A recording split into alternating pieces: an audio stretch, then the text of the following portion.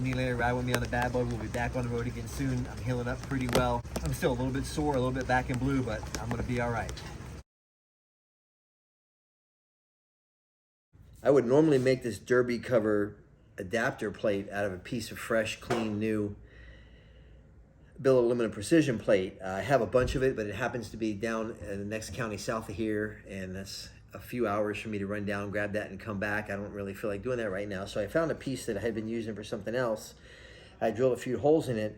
What I'm gonna do is weld these holes up. So here's the gasket for the derby cover for the 3-hole derby. So all I'm gonna do is trace this gasket out on the piece of precision plate that I do have with me right now.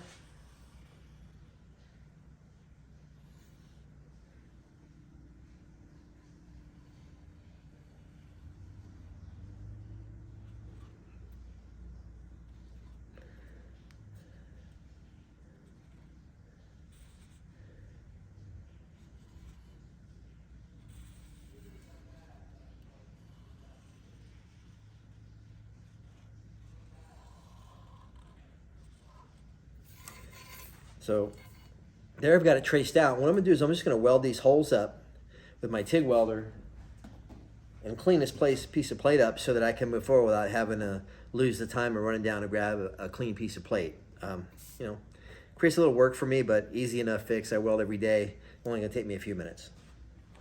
All right, I got the TIG welder set to AC current.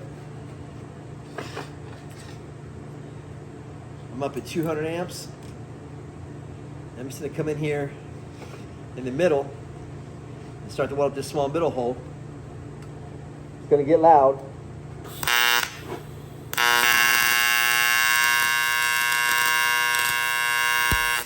I love welding aluminum because the AC current sounds like a loud tattoo machine.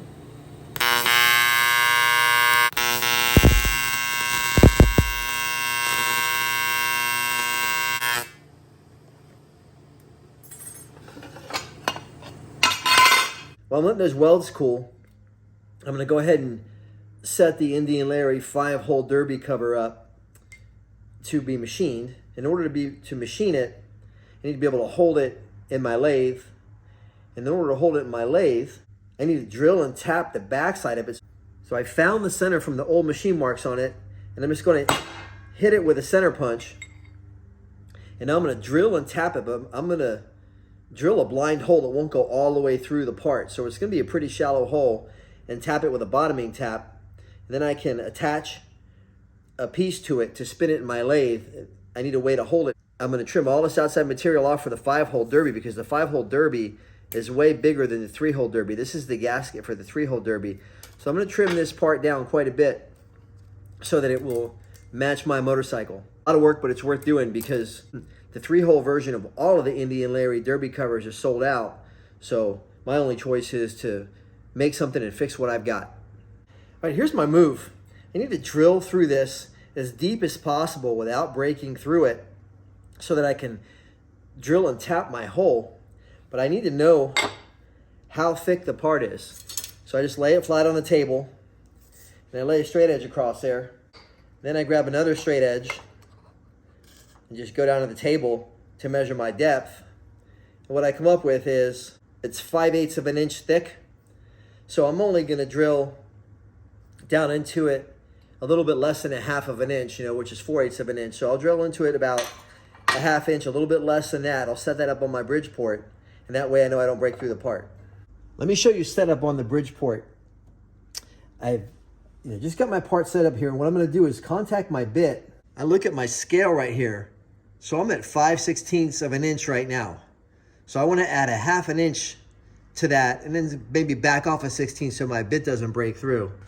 So I'm just gonna wheel my stop up.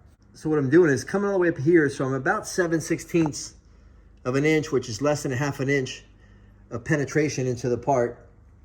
And I'm just gonna go ahead and drill through and pay attention to what I'm doing as I do it.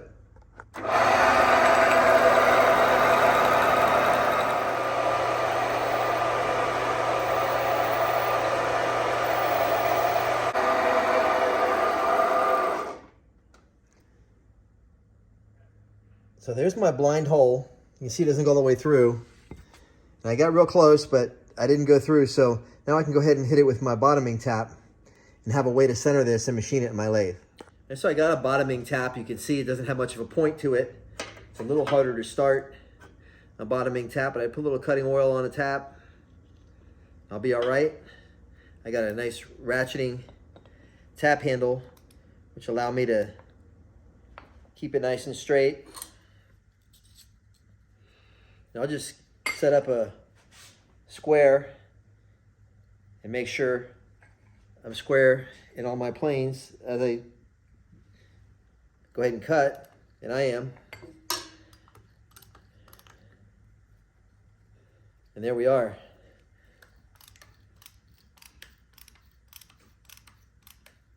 Yep, I'm bottomed out already against the blind hole. That just gives me just enough to hold this thing on. This is how I'm gonna hold it to machine it, and this is how I'm gonna fix this to my aluminum plate when I'm done. I got a steel arbor that I pulled out of some stuff I have in my shop and a 3/8/16 bolt. I'm just gonna go ahead and screw that bolt into the back of the hole that I machined and tighten it down real good.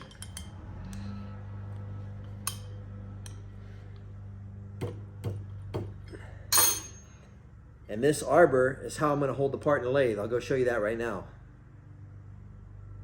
Okay, so I took the 3-hole derby cover gasket and traced it on the inside of my part here, just to give me a visual reference for where I'm gonna cut. You know, I'm definitely gonna break into these holes, and I've gotta address these 5 little holes on the outside of it. And I have a couple different ways I'm thinking I can do that.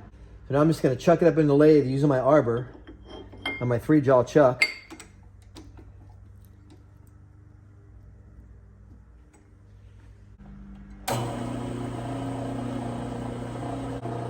So I'm cutting about 20 thousandths of an inch at a time off the outside of this piece. See, I'm getting a nice long continuous chip. Good clean cut.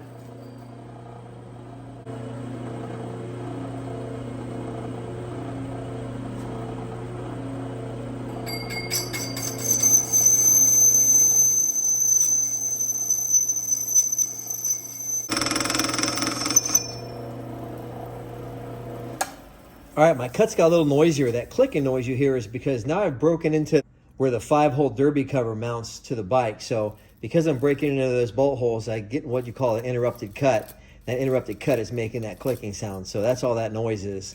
You don't get that smooth, clean sound I had earlier.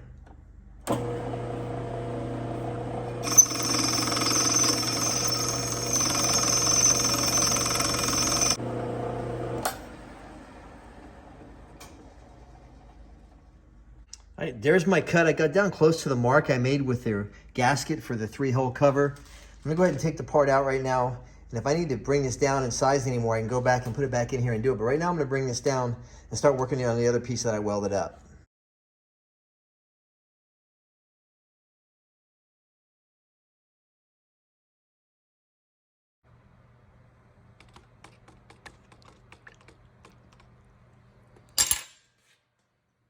I got my piece of aluminum clamped down to the table, and I am gonna cut it with a circular saw with a carbide bit. I cut up to a 1-inch thick aluminum plate with this, and it does a pretty good job. You definitely wanna wear a face shield when you're doing it. Saves me a ton of kind of roughing out time, you know, it just saves me a lot, so I'm gonna cut off all this extra material now. A couple minutes of cutting here will save me about an hour of machine time.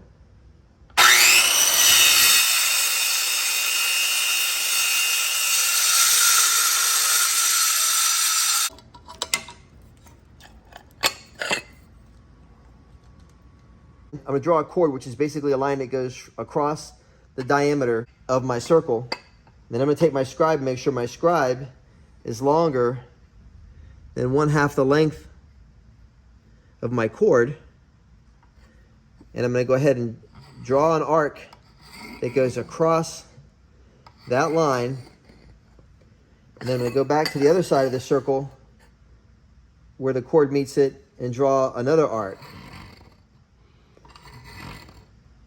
And where these 2 arcs meet is gonna find the center line of this circle and cut this circle in half. So now I'm gonna take my straight edge and go across these marks and mark it with my scribe. And you can see my line now cuts this circle perfectly in half. And I'm going to go where my center line intersects either side of the circle with my scribe and scribe 2 new arcs. There's one, and I'm going to go to the other side and scribe my other arc.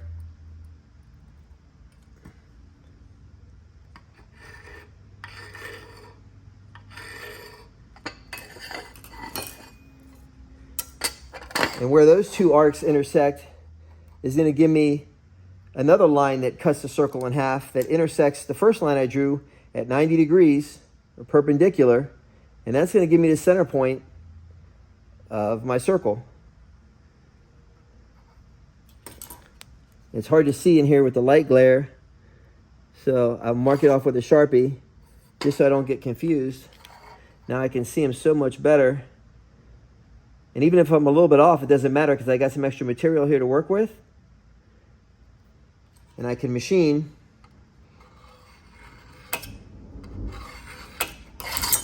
there. So I've got one line going this way, one line going this way. Where they intersect is my center point.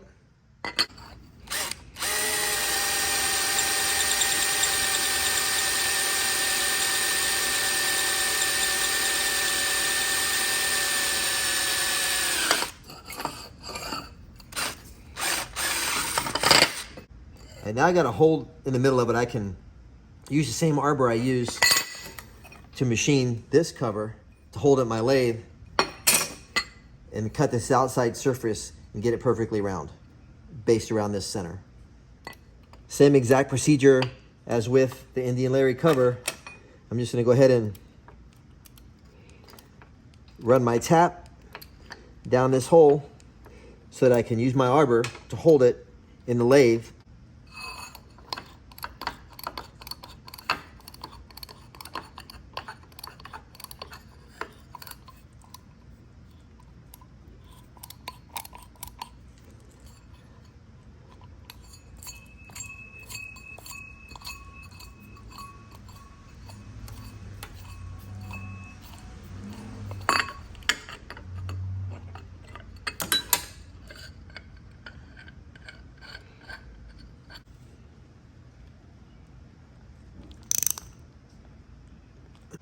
All right, I got my part chucked up in the lathe here on my arbor, and I'm just going to come in from the outside and start. It's going to be a pretty slow interrupted cut because I'm not perfectly round on the outside, but I'm going to cut till I do get it round, and it'll be all round relative to my center.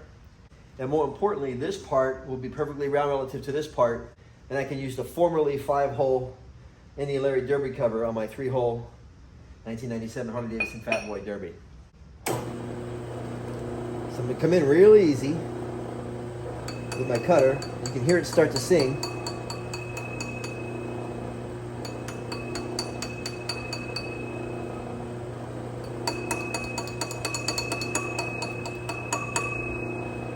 And it rings like a bell. And that'll eventually stop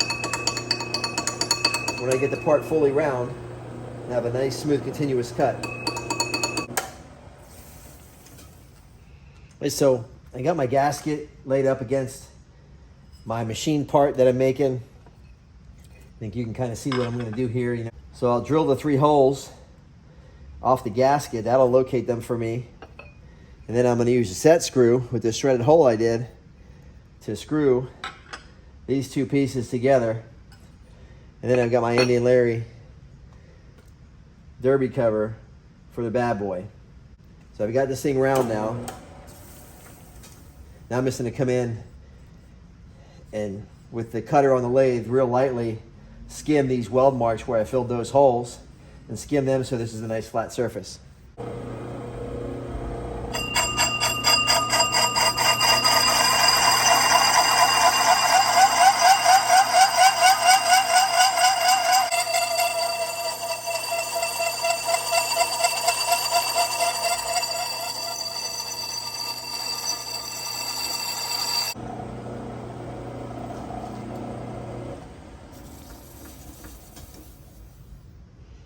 There it is. You can see all my welds When I plug those holes, now I have a nice smooth surface to drill the 3 holes to bolt this plate to where my existing derby cover is in my Harley-Davidson BadBoy outer primary cover.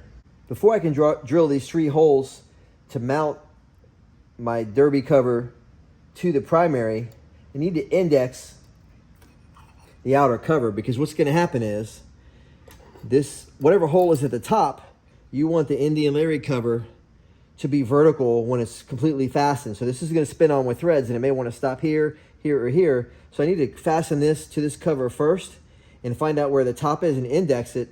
And then once I have the top, then I'll rotate my gasket around, drill my hole there, there, and there. I'm going to go ahead and thread this bolt, and this is the bolt that's going to hold the 2 covers together.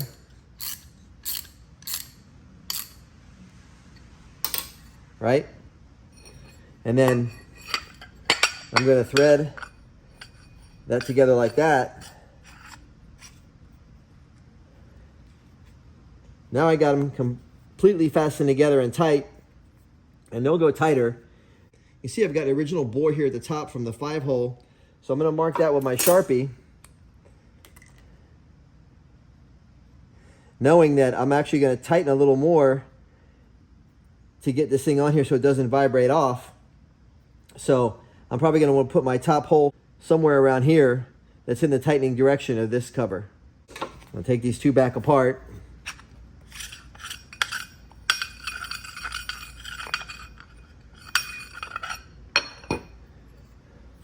Take my bolt back out so I can drill.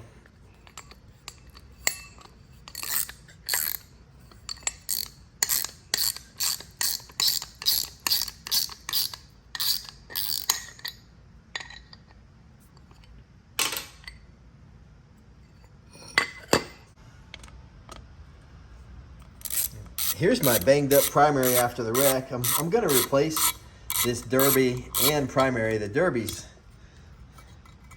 beat flat. I don't know if you can see that or not, but the derby just got beaten ground flat from sliding on the road so much. There's a derby cover and the clutch hub inside of it.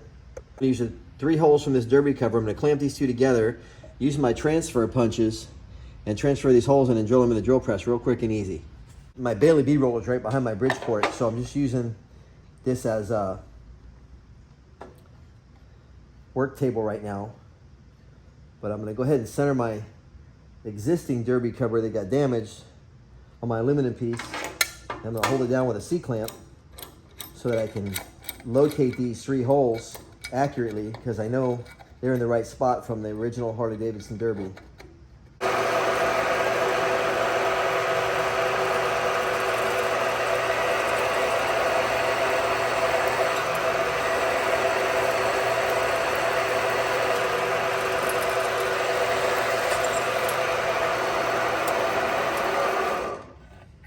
All right, there's hole number 1.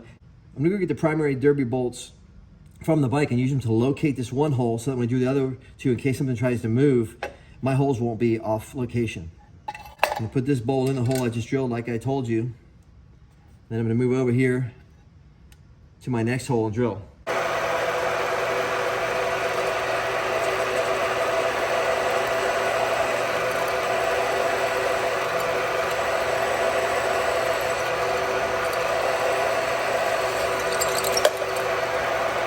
Same thing, I'll locate with another bolt and then drill my 3rd and final hole.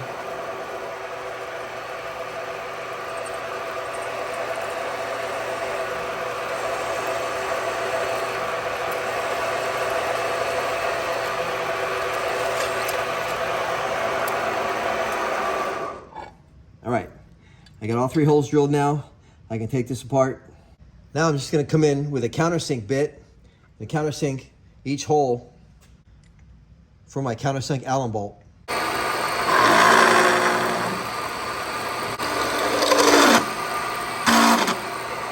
That countersink ensures that my bolt will ride below the surface of my plate and allow my indexing to register itself directly onto the surface of this plate.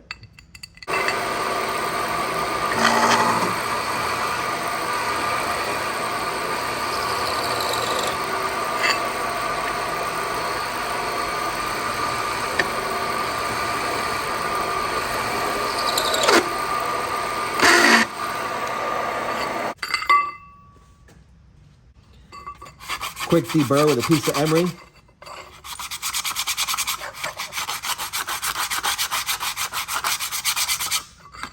I got my gasket toward clutch. I'm just gonna go ahead and put my inner machine plate, install it in the bike. I'm just mocking up right now, so I'm not gonna go ahead and torque this down. I'm just gonna mock up because this whole primary is coming off for me to put the Baker OD6 gear set in here. Nice fit. Everything seems right.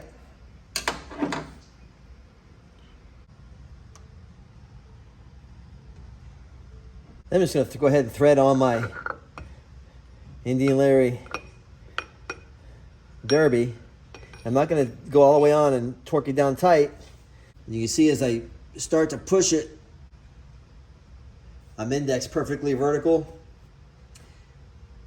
That's pretty tight, but I haven't put any Loctite in it, so I'm going to push this thing outside so you kind of get a good view of how it looks all together.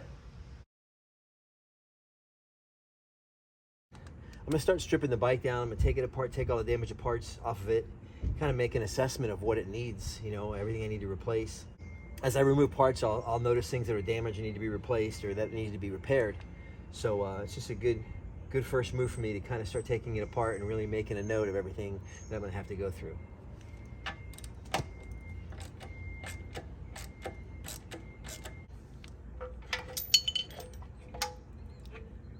This is my sole survivor from the original BadBoy tins. The other tank is banged up real good. The back fender's banged up real good.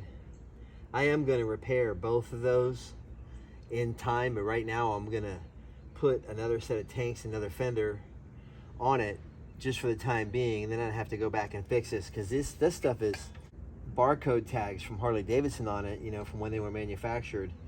And that really adds to the originality of the bike, so I want to keep that. So I'm going to go ahead and fix that tank and that fender and have them repaired and leave the tags on it so that everything matches the bike, because someday somebody's really going to care about the originality of this thing. So this is my only good piece that I have that it didn't get slammed. I'm really lucky, and I'll go ahead and put this in the bin with the front fender, and it'll look a little different for a while.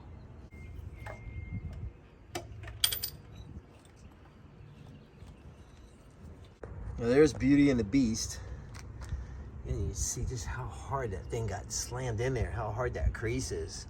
These Harley-Davidson tanks are really thick and heavy duty compared to like an aftermarket tank, and it's hard to dent them like that. I mean, this thing's just got such a nasty dent to it, it's unbelievable. So this box just got here from Arkansas. I just uploaded the video, and people are watching and people are communicating, so it's great. So this box just arrived, and this will, I think, at least help me kind of solve part of my problem here.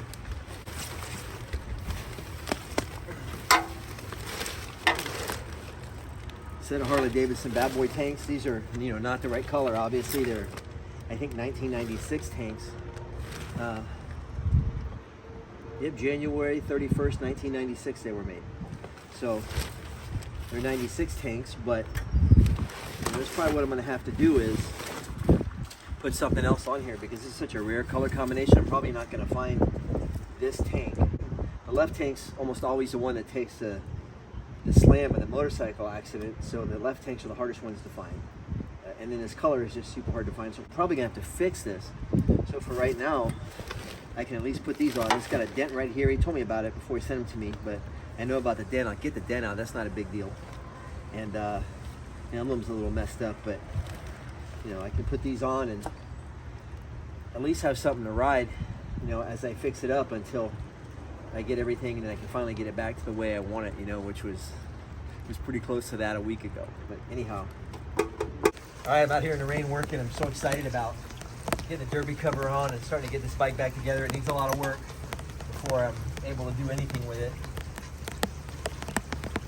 But I was gonna go ahead and mock up these 1996 tanks that I got from Dan out in Arkansas.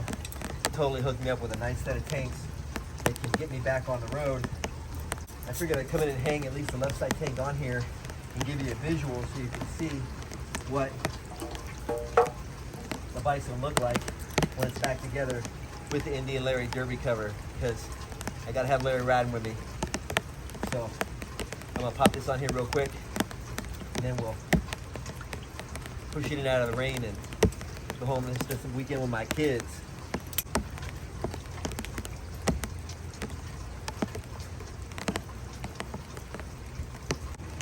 Again, I don't have to fully get it on here. I just want to kind of give you an idea of how it's going to look.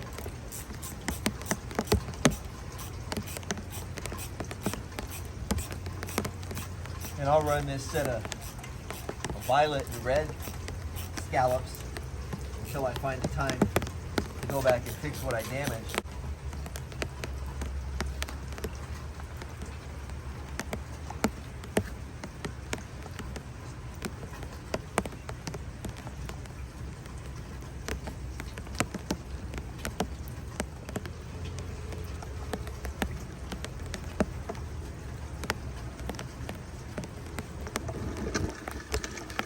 I hope you enjoy that. I always try and show you guys how I do stuff, how I take something that might not be made for a certain bike but make it work, how I do tricks in the shop to take what you have and make it work for you versus going out and getting what you need that maybe you can't find or you can't afford. So thanks again for watching. Indian Larry, ride with me on the Bad Boy. We'll be back on the road again soon.